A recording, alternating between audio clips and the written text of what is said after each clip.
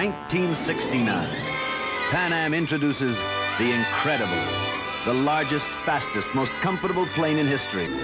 So you think you know the 747. Perhaps you flew this giant jet to Europe or Asia. The coach lounge. If you're going where it's going, why fly any other airline? Maybe you had a martini in the groovy bar in the iconic Hump. But even if you are the President of the United States and spend nearly as many nights on this 747 as you do at home, you don't know the Queen of the Skies like these folks. There we go. A little more that way. In 1969, they made this happen. February 8, 1969. Jack Waddell, Chief Test Pilot, formally accepts the airplane. At Payne Field at that time, the place was covered with press. Co-pilot Brian WYGLE. So I think the three of us all had one thought on our mind was, don't do anything wrong, don't, you know. Did you ever think in 1969 you'd be talking about that first flight in 2019? I didn't expect to be alive in 2019, but here I am.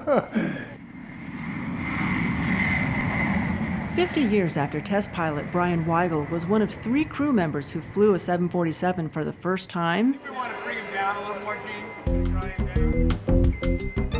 a celebration at Seattle's Museum of Flight, starring that plane, the city of Everett, the first one ever built, and starring The Incredibles. You're trying to do things that hadn't actually been done before on an airplane, the magnificence of which we'd never seen before. The Incredibles were a team of 50,000 engineers, mechanics, and pilots who built A factory, the world's largest, takes form. so they could create the world's biggest commercial airplane inside that factory. Machining and manufacturing. First designed to roll out 29 short months. Over the decades, 747 has gained the reputation as an old reliable.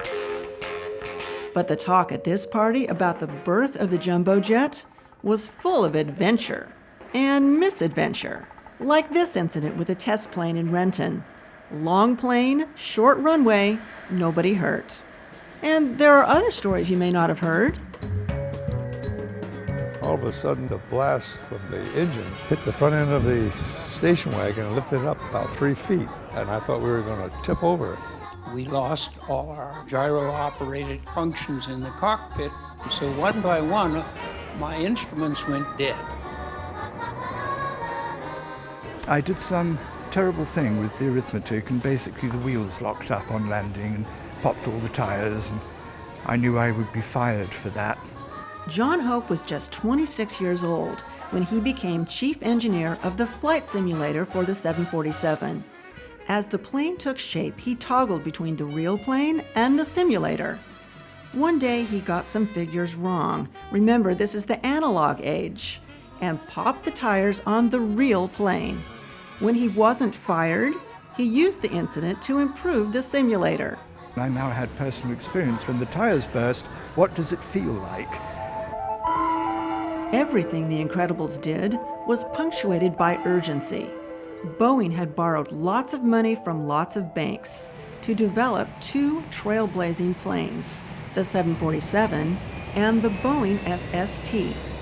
With a mighty roar, Concorde 001 swooped low over the city, heading for Le Bourget and the Paris Air Show. Concorde won the supersonic battle. Boeing's SST project folded, and all hopes were on the 747. T. Wilson came into the cockpit, who was our president at the time, looked at the 3 of us and said, "Gentlemen, I just want you to know that the future of the company is in your hands." I was primarily responsible for the design of this entire panel. Pat DeRoberts was the engineer on the 747's first flight across an ocean.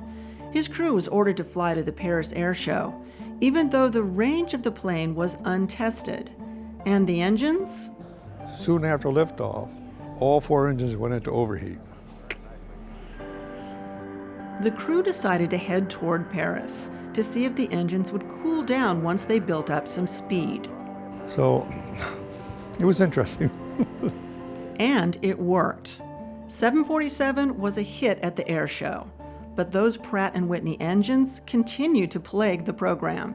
During the flight testing, we changed 55 engines within 1 year. What does that mean, changed engines? Remove and replace engine malfunctions. The Incredibles didn't give up.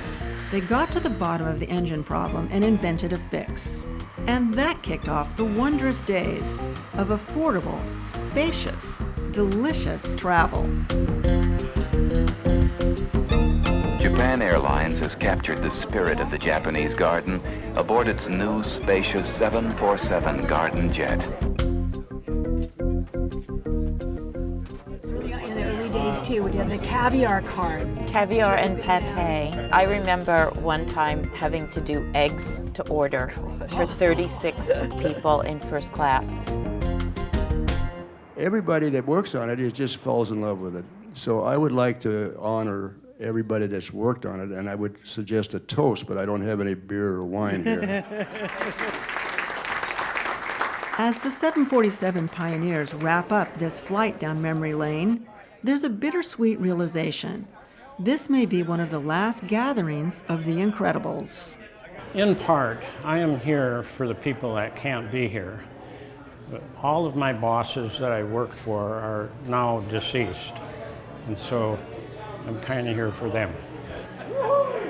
But their legacy will endure because of a plane that carried space shuttles and presidents. And most importantly, it flew millions of us to the world.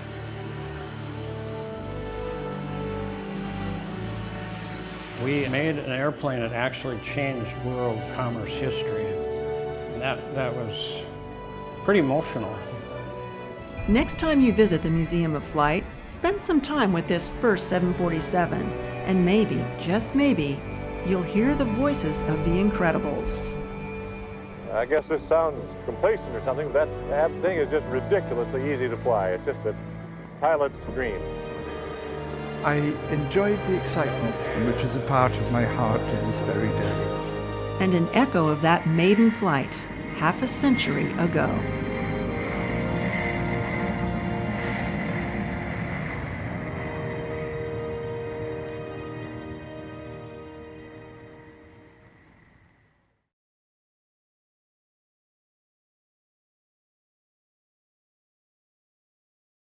Watch CityStream Thursday nights at 7 on the Seattle channel, or get video on demand and podcasts anytime at seattlechannel.org.